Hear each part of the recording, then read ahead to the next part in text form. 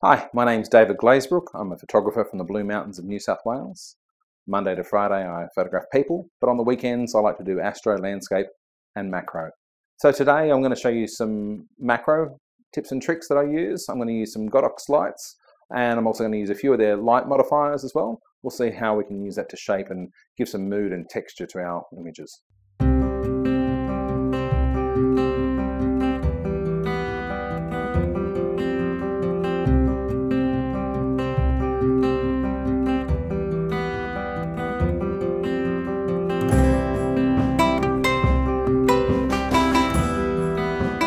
What I'm seeing in here too from a macro perspective, but there's lots of little lichens that grow in here, little green little tinges, and so if we were to process this shot, it's not just about the strands and the black, but we've got these little specks of green in here that will become quite the little catch light almost in the shots. So here at the moment, when I'm just going to go to aperture priority, I'm going to go to about ISO 800 because it's a fairly overcast day, which means we're not getting any hard shadows. At the moment you can use your hand to look at that sometimes and see that we're not getting any hard shadows cast, but it also means that my light is down. I'm going to start here at f8 and we'll see what aperture priority is. And we can see that those little bits of green fleck, they've got a bluey green fleck in them, they're quite good. What we might do is see what we can achieve. A little bit of flash on here. So here's your holder for your bare bulb. Marry those two up. Put those on, and then this goes straight down over the top there. Locks in. I just tighten it all up, and I can actually just do a couple of test fires and just sort of see where my light's going to land. And what I'm trying to do is I'm going to try and put a little splash of light just around here.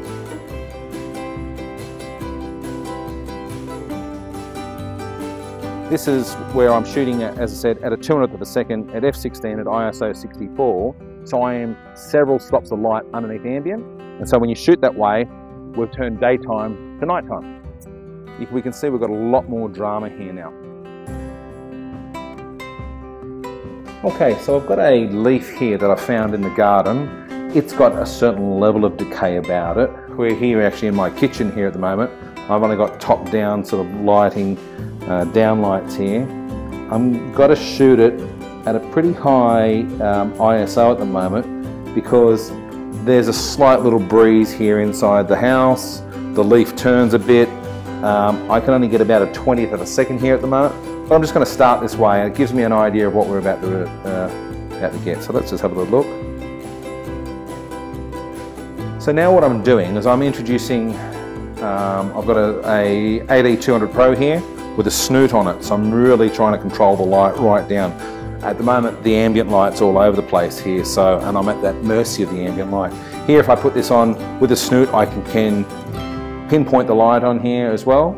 So, and I've just got it on a small little tripod. But now the speed of the leaf moving, it's only moving slowly here, and it's not a concern for me because the speed of the pulse of light that's coming out is going to be at 1,000, 2,000, 3,000th of a second. So it will freeze our subject.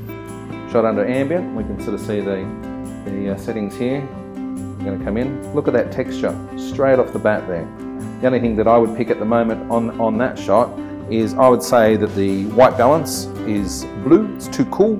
I'm just going to go change it over to flash. We'll take another shot. So now I've got nice warm tones here on the leaf. I'm actually going to dial this down a little bit now because we've sort of still got a very sort of broad light here. I want it to give us a little bit more mood and a bit more texture. So I can just go to my trigger here and I'm going to come down, I'm at a 16th power. I'm going to come down to a 64th power, so that's down 2 stops. We're just trying to sort of see what textures we can create.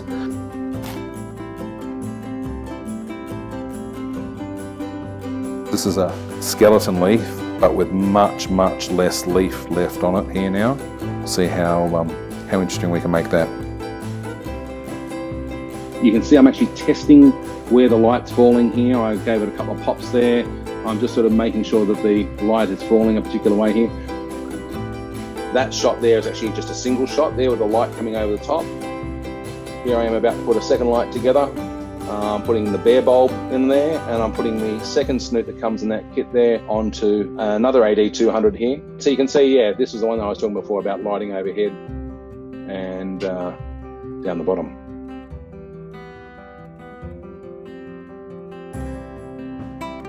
So what I'm actually doing on this photo here, this leaf here, this leaf I've actually painted, it's a skeleton leaf, but I've painted it with glycerin. Then what we're going to do here behind is I've placed just a bit of colourful wrapping paper.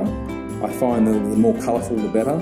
And what's going to happen is I'm only lighting the wrapping paper. I'm not lighting the leaf. What's going to happen is the leaf is going to turn to silhouette, and the colours are going to come through out of focus because we're shooting at macro level. So therefore it's going to have this stained glass-like effect.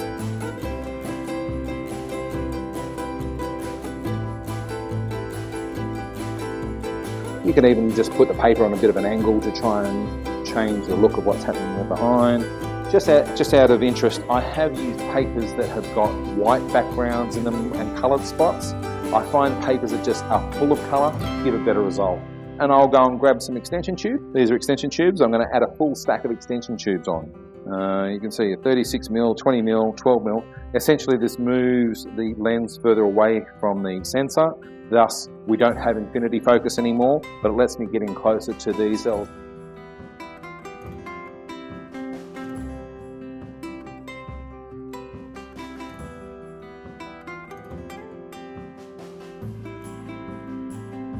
What the snoot's doing there, you can see there, is it's helping control the spill of light that's happening around there. So this is really challenging conditions because essentially I'm sending the light straight back up the lens here. Just think about what you could do. I've seen watermelons done, strawberries done. You know, you might as well go to town on the fruit salad. I don't know if they'll be happy with you about it, but nonetheless, yeah, there's lots of little subjects in here. Here's one that I did on that day, which is a bit so-so, but this is a sample. I'll show you a good one of these, which I did several years ago. So before it disappears into your evening meal, that is a backlit oyster mushroom. Again, a single light coming from behind. I can shoot it warm, and then I can even just go and play with the color balance in post-production. Yeah, that's, yeah, oyster mushroom. So you can see I've got an AD300 there on the top, because I need a fair amount of light, and I've got an 85cm white softbox on top, a brown sort of sticky solution in a jar. You can see there's a syringe inside it. What that is, it's a mixture of water, dishwashing soap, and glycerin.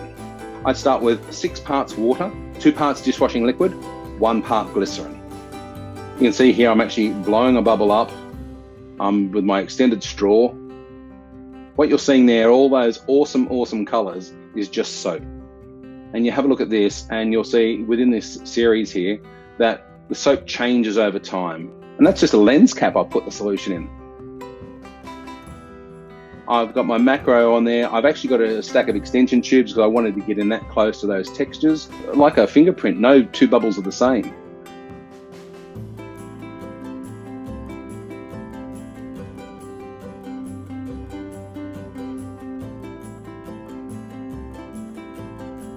You saw when in the video there where the bubble moved really quick, it moved quick. That was just because I had straw and I blew on it, and I was just trying to rotate the bubble a little bit. I popped on my extension tubes onto my macro. This is on the bubble wall pattern here, so you can appreciate though that the bubble wall is a curved sort of surface. Now, so here that little syringe, I'm actually dropping drips of dishwashing soap onto it. This is actually a picture of a bubble degrading. But look, now it's got like a rusty patina, a real sort of texture to it.